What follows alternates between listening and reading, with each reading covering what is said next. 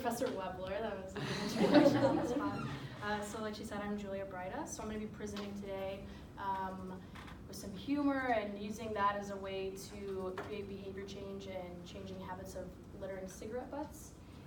So just a little background, we don't have any data to present specifically, so I'm just going to be talking about the research design and then how we're using humor in that process of developing humorous videos, which is where we're at currently. So to start, I have a couple of funny videos. Both of these are supposed to be portraying a public health message.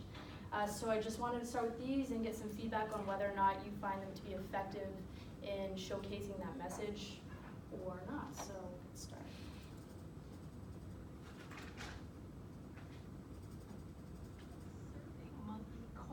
Once again, folks, item J343 is the Surfing Monkey Coin Bank. It's great for graduations, wedding gifts, and I believe we sold out on this one last time, so please do not let this one pass you by. Now let's go to caller Scott in Nashville. Now Scott, I understand you just bought 15 of our Surfing Monkey Banks. Is that true? Yeah.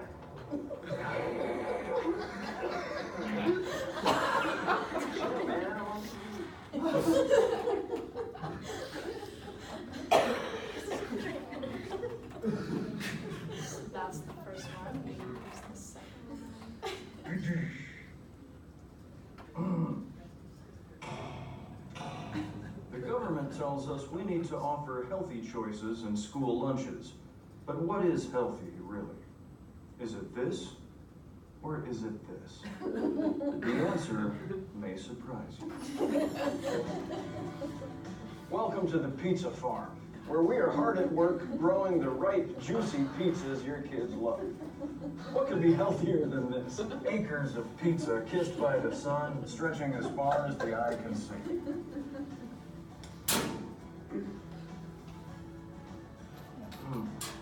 Fresh pepperoni, straight from Mother Earth. We also have orchards of taquito trees, soaking up the minerals and vitamins from the sun before we pick them and deliver them straight to those school lunch trays. Can I have one? You sure you don't want an apple?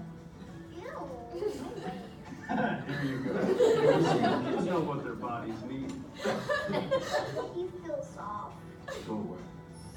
These fields produce hot, moist, sloppy joes all year round. Thanks to the nutrients in the cola we use to water them. Oh, like mother's milk. We all want our kids to eat healthy, all-natural food. So stop pushing gross fruits and vegetables on them and let them dig into a fresh-picked bushel of hot, flaky fish fingers.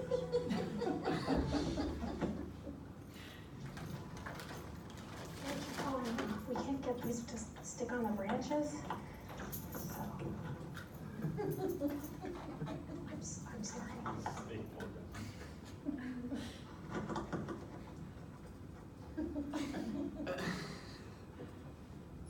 Listen, if it's on a plant, it's good for you. Who cares how it got there? French fries are practically salads, which is why I like mine with ranch.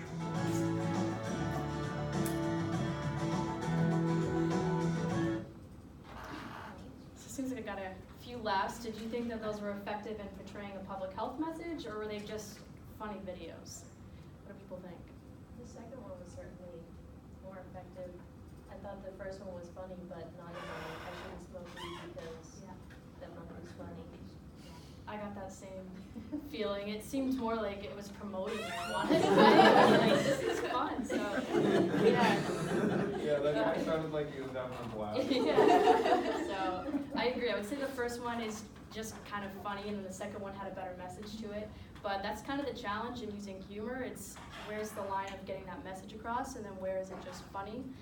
And so currently I'm in a class with Webler, and there's 15 of us in the class, and we're developing some funny videos to get the message across that cigarette butts are litter, and we're having that challenge. So I'll get into that, but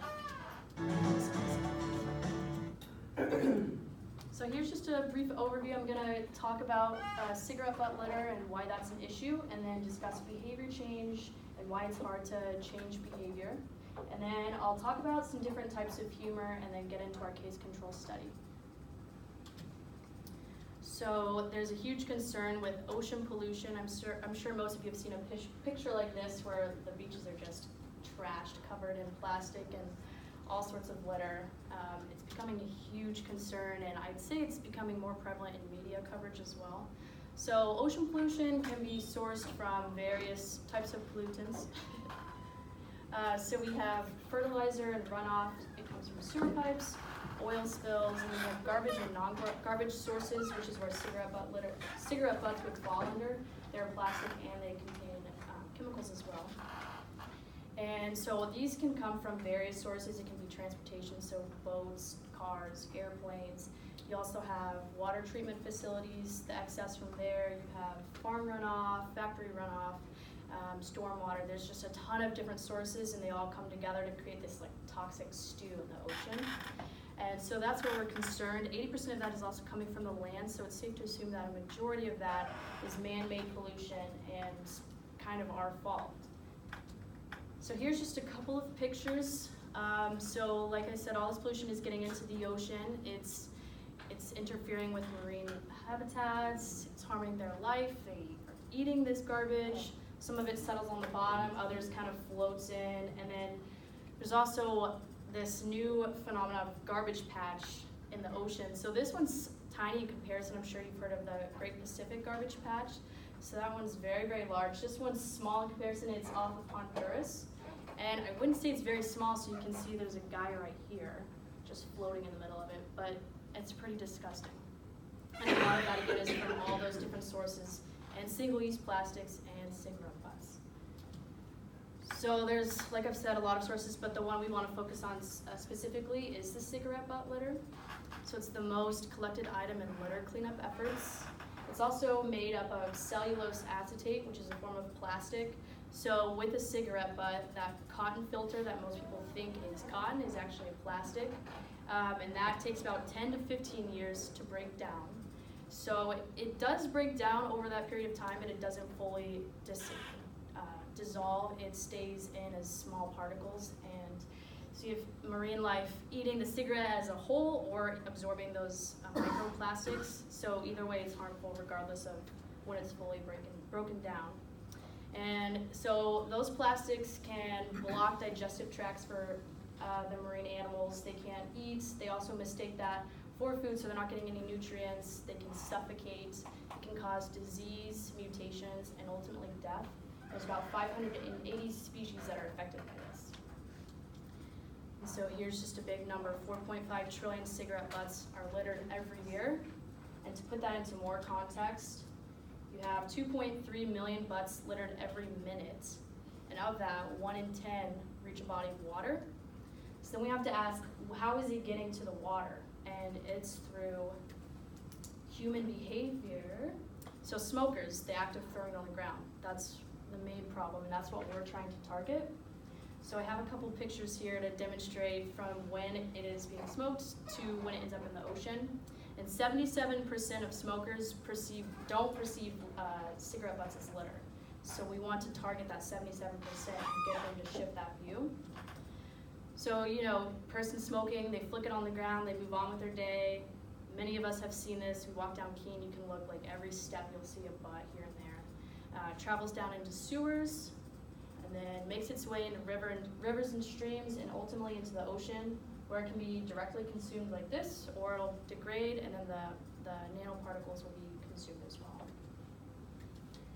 So our question for this is, how can we change that behavior of littering? And we propose that we can change it through changing attitudes. And how will we be able to change attitudes? We propose using humor. So here's our question. Can humor heighten attention to a message that encourages smokers to think about cigarette butts as litter? And that's what we're investigating.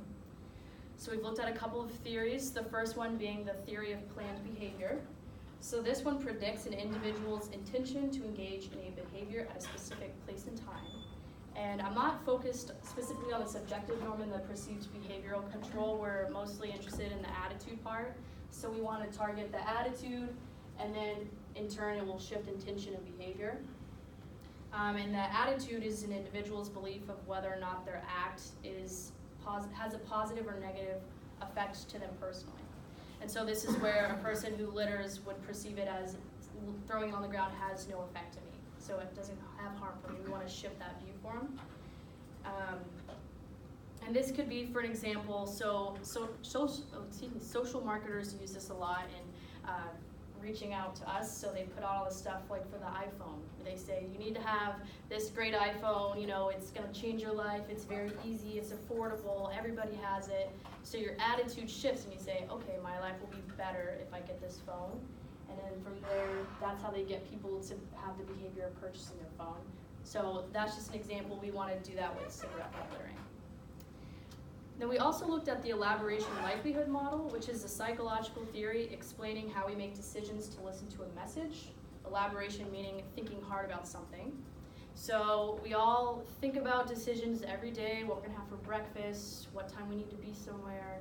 There's bigger decisions. Do I want to come to Keene State College? Do I want to participate as a research assistant? Things like this. So there's elaboration that goes into all these decisions. For example, this chart. I think most of you don't want to sit here for the next 5 minutes and interpret something like this. You lose your attention very quickly on something that's very in your face, overwhelming, and confusing. So we want to make sure our messages come across as clear and effective and not overwhelming and deter the audience. So with elaboration, there's high elaboration and low elaboration. With high elaboration, it uses the central root processing center of the brain. So this is a more direct route, and this is where you have your rational thinking, so you put a lot of thought into these decisions.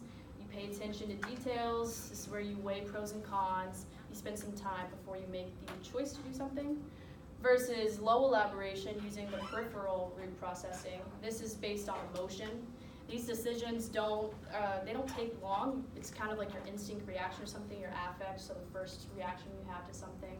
And this is where cigarette littering comes into play. So it's a low elaboration decision. You just decide to flick it right then and then you move on. You don't sit there and say, well, what am I, how is this gonna harm this? What is it gonna do to me? You just, do it and move on. So here's a couple of examples. Buying a house would be considered a high elaboration decision because you have to weigh the costs, the location, getting loans, is it the right size, is it what you're looking for? You're not gonna just walk into a house and buy it, I assume, right then and there. Contrasting with just picking out your clothes for the day. It's a low elaboration decision. You just kind of look in your closet. For the most part, there's probably a couple out there that have to sit there for an hour and pick out an outfit, but for the most part, it's a low elaboration decision. Same with picking out ice cream. So you kind of just instinct that flavor looks good, or this is what I know I like emotionally. Then you also have buying a car. This could be high elaboration because you again have to weigh those pros and cons of cost, comparing it to other cars, mileages, things like that. And so based on those, we're proposing to change the attitude and the elaboration of that decision using humor. And so why can humor work? Because it's a universal language. Humor is used globally in various forms, but it's safe to assume that a majority of us in this classroom like humor. Like, who doesn't like to laugh? So it reaches a large audience.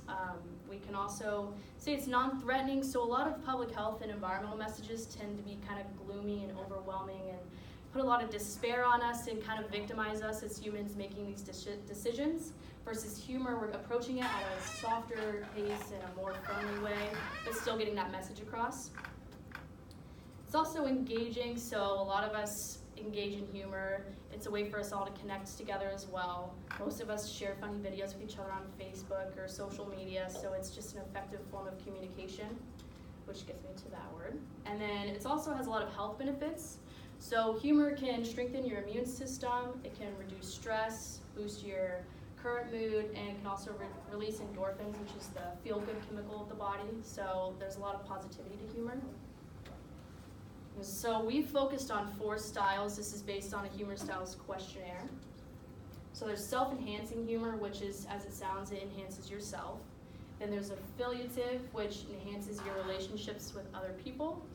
And then the last 2, aggressive and self-defeating, we choose not to really focus on those 2 as much because they're more negative and harmful forms of humor, and we don't want to come across as, again, being like forceful on individuals. So we want to just focus on the enhancing and the affiliative. So these are just a couple of examples. This first one is affiliative humor. And then this one would be self-enhancing, aggressive, self-defeating. So, with that, we're also looking at various elements of humor. So there's these 10. I'm not going to go into too much detail about each and every one of them. But a couple that people might not be familiar with by association is kind of putting two ideas that don't usually make sense together and combining them, such as Santa Claus surfing or something random like that that otherwise doesn't typically make sense but we find funny. And then benign violation being we're violating typical social and moral norms. So an example we had was if you're holding the door open for somebody and then as they start walking through, you slam it before they get through. We just typically find something like that funny, even though it's not acceptable. So we're trying to use in our videos that we're making a couple elements at least in the progress because they're shown to be effective and we've been figuring out how to balance those relationships within the videos. So in regards to our specific study, we're targeting college-age students located near estuaries. So estuaries are where fresh water meets salt water. They're very sensitive habitat locations. And so we wanted to reach out to colleges, community colleges near those locations. We're not there yet, but that's the goal once we finish the videos and then start reaching out to those individuals. And we want to send them these funny videos we're developing. So we're gonna hopefully send about 2 a week for a month.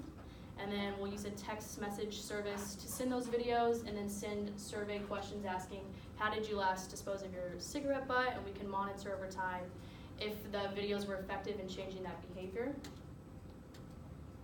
And so hopefully the outcome will be that they will start to, put their cigarette butt in the trash or dispose of it properly.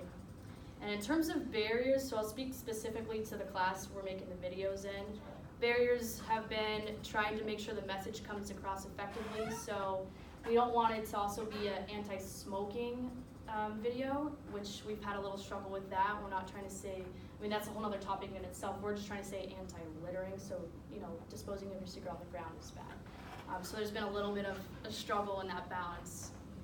And then also making sure the message is clear. So like with the first videos I showed, the marijuana one, it wasn't very clear that smoking, marijuana is a no. It was just a funny video. So while they were trying to portray a message, it didn't really work. It was just a funny video. And so we have had a couple of instances where we find our videos just to be entertaining and funny, but not really getting that message across. So we're still working on that balance.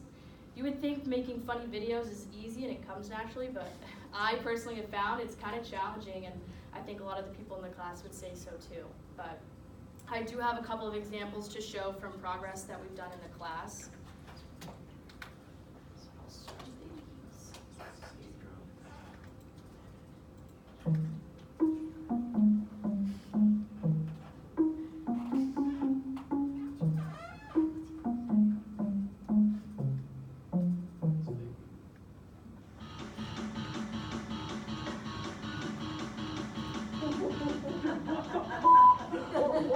What are you doing? Why would you do that?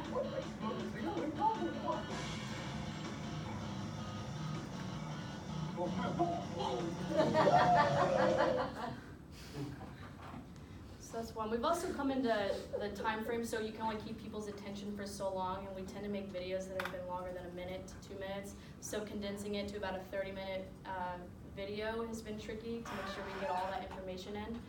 But these ones have hit the mark for the most part. Cigarette butts are bad for the environment. Milk is efficient today, and the fish just want a snack. Maybe a snack of kelp. Guess what's not gonna help? Eat cigarette butts, yo, and that's efficient though. Cigarette butts are bad for the environment. Milk is efficient today, and the fish just want a snack. Maybe a snack of kelp. Guess what's not gonna help? Eat cigarette butts, yo, and that's efficient though. Just have one more.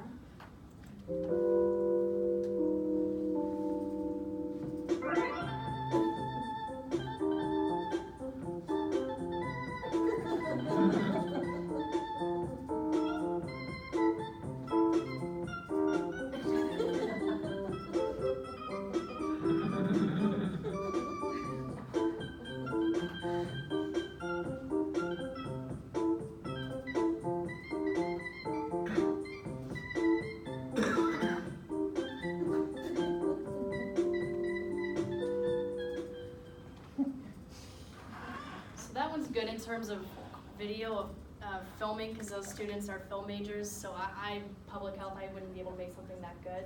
But the class is good because we can all collaborate with that. So we have film students, there's a couple of us in public health, and then you have graphic design, you have some people who can act and sing, so all of our ideas in that classroom setting has been beneficial as opposed to one person just having to make all these videos themselves. But we're still in the process, for the semester, so we'll have the final videos done hopefully by May.